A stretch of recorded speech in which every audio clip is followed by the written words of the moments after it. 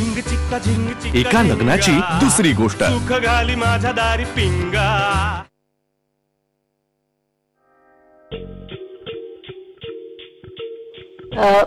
मी बोलले नाही अजून शामरावाशी, पण राधाच्या बाबतीत तो फारच हळवा झालाय हे जाणवतंय हो मला। हो ना, मी समोर असलो ना की खूप अस्वस्थ होता तो। आता फार दिवस नाही लागायचे त्यांनी त्यांच्यासाठी बांधलेली भिंत मोडायला। हो, पण राधा आता तिथे आल्यामुळे ना मला काहीच करता येत नाही आणि मी उगीच काही कारण काढून तिथे येणं मला ऑड वाटतंय। अरे, आमच्याकडे आलेल्या माणसाचं स्वागतच होतं। तू कारण न देता आलास ना तरी तुला कोणी काहीही विचारणार नाही बरं। पण असं अचानक येणं खूप ऑब्वियस होईल नाही का? अरे, मी एक म्हातारी आजारी बाई, तू मला भेटायला येऊ शकतोस। तशात तू अर्धा डॉक्टर, साखरेची पुडी औषध म्हणून आणलीस ना तरी कुणाला काही संशय येणार नाही बरं का?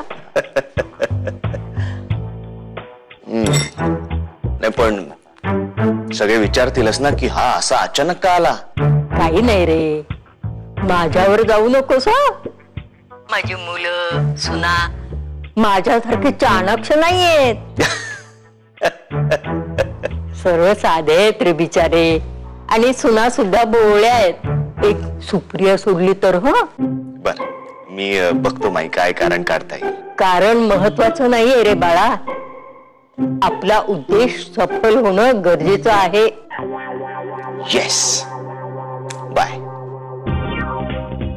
गोड आहे मुलगा। आपला उद्देश सफल होणं गरजेचं आहे। माई, यू आर ग्रेट।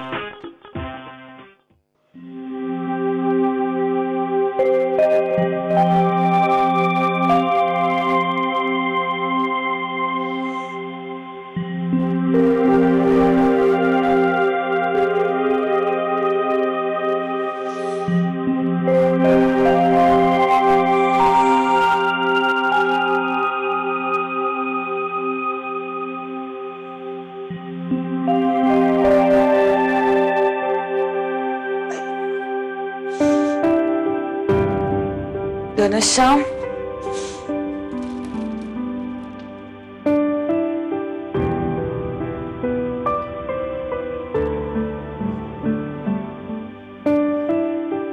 कुठे गेला?